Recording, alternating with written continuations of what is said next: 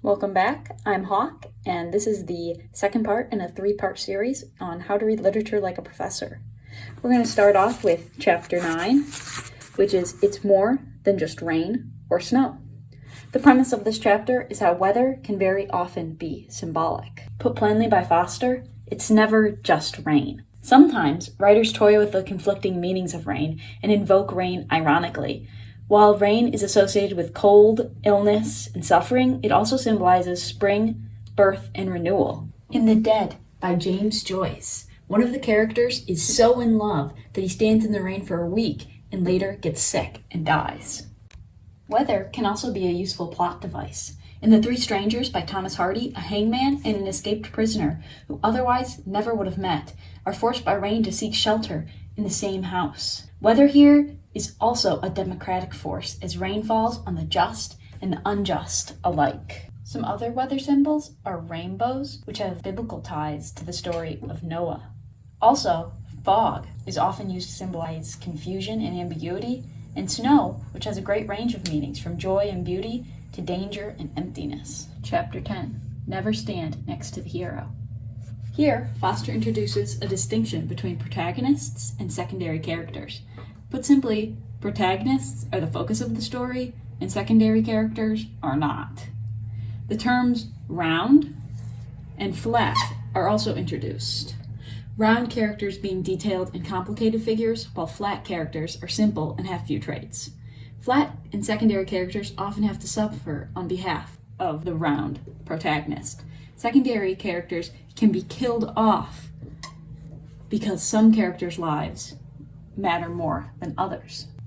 In the Iliad by Homer, Patroclus is Achilles' best friend, but when Patroclus wears Achilles' armor into battle, Patroclus is targeted and killed because he's mistaken for Achilles.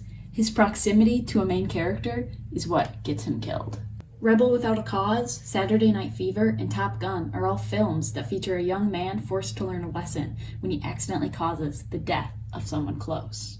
Foster ends the chapter by quoting Aristotle, who said, "Plot is character revealed in action," meaning a story's events are driven by the activities of the characters.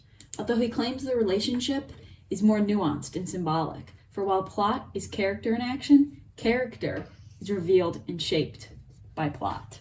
Next up, does he mean that? Here, Foster addresses the question of whether it's possible to attribute all these deeper meanings to authors. He says, yes, authors spend so much time creating their works that we can expect that they're layering in symbols.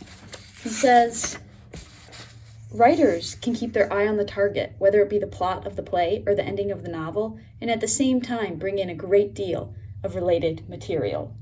Although he does admit it's impossible to say for sure what's going on in the author's head. More Than It's Gonna Hurt You, Concerning Violence, Chapter 11. Here, the symbolism of violence is explored. There are two types of violence in literature.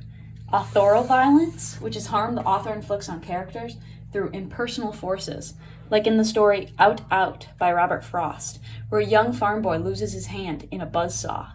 The violence exists to develop the themes or advance the plot, showing, in this case, the cruelty of the universe.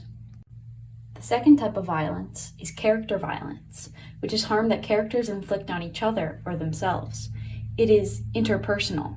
This violence exists to develop the characters and relationships.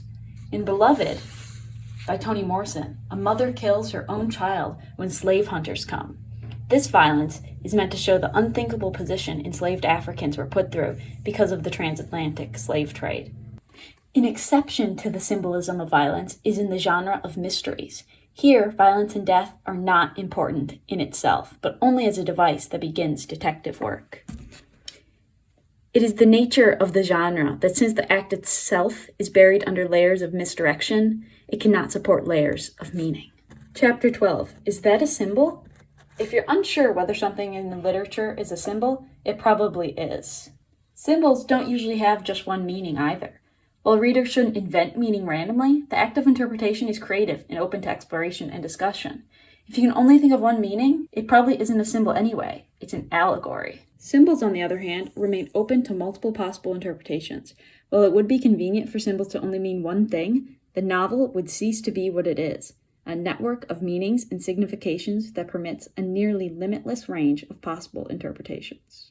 In A Passage to India by E.M. Forster, an alleged assault takes place inside a cave. What does the cave symbolize? Paleolithic humans lived in caves, so maybe a sense of primitivism?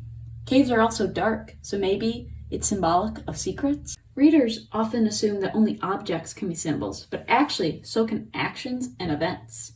In Mowing by Robert Frost, the action of mowing a field with a scythe stands in for work ethic and labor. Chapter 13. It's all political. Foster holds that most, if not all, literature is political, and he loves political writing, but not overtly political writing, which can be one-dimensional, simplistic, reductionist, preachy, and dull. He prefers political writing that thinks about human problems, including those in the social and political realm, that addresses the rights of persons and the wrongs of those in power. He gives many examples of effective political works. In A Christmas Carol by Charles Dickens, there's an exploration of the morally and socially corrupting effects of ideas stemming from fears of overpopulation in the Victorian era. In Mrs. Dalloway by Virginia Woolf, a central theme is the political gender inequality, with men with poor political ideas and power, while women with good political ideas are ignored. Foster believes a rich reading of any text demands knowledge of the author's historical context. For example, to understand Dickens, the reader should know about the exploitative labor practices in the 18th century. In The Old Man and the Sea by Ernest Hemingway, a kind old fisherman who, after great physical suffering, lies in bed in the shape of a cross, is an obvious and famous Christ figure. In Love Medicine by Louise Erdrich, an alcoholic has disciple figures, dies in a blizzard, and then returns as a ghost to fill those left behind with a sense of purpose. Christ figures are usually signifiers in literature of sacrifice, redemption, and hope. Chapter 15, Flights of Fancy. Here, Foster discusses flight as a symbol of freedom. Foster explores how freedom in flight can be employed ironically. As thrilled as we are by the prospect of flying, we are also frightened at the prospect of falling. In the story of Icarus, who flies too close to the sun, the danger is inherent in freedom. Icarus enjoys too much freedom and suffers a tragic fall because he has no personal limits. In Nights at the Circus by Angela Carter, a winged circus performer is limited to living within the circus, but she is also free from the limiting social expectations concerning sexuality and dress because of her profession. Freedom and restriction exist together in the novel. Chapter 16. It's all about sex.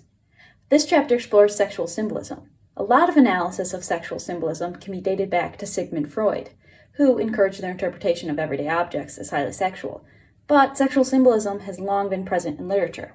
Take the quest narrative, where knights with phallic lances and swords prove their manhood by penetrating obstacles and conquering them.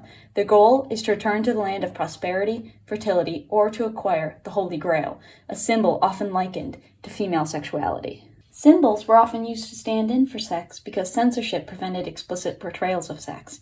For example, the Hays Code from 1930 to 1966 prevented even the suggestion of sexual activity in films. Married couples couldn't even be shown to share a bed. In The Rocking Horse Winner by David Harsent, a young boy engages in furious, repetitive motions on his rocking horse in order to reach a higher level of thought and pick winning racehorses. Foster equates this to a not-so-subtle symbol of masturbation. Chapter 17, Accept Sex. Sexual activity often symbolizes something other than sex. When they're writing about other things, they really mean sex. And when they write about sex, they really mean something else. If they write about sex and mean strictly sex, we have a word for that: pornography. Literary sex scenes often serve to illustrate personality traits of a character. In A Clockwork Orange by Anthony Burgess, the main character rapes women and has sex with underage girls, but is primarily concerned with the violence and suffering he is causing his victims. In Wise Children by Angela Carter, a female character uses sex to explore and control the course of her own life. Sex here acts as a symbol of discovery and life disruption. Chapter 18. If she comes up, it's baptism. If a character is covered in water before re-emerging, this constitutes a kind of rebirth. A symbolic baptism has taken place. After the baptism, there will be a significant change in the character. It's like the cleansing power of rain. When a character drowns, it also can be symbolic of giving up or becoming overwhelmed. In African American literature, it can often allude to the middle passage. In Song of Solomon by Toni Morrison, a character gets wet 3 times, such as in forms of Christian baptism. The character then emerges from the experience a better person. Thanks for watching. We'll finish the book on the next video.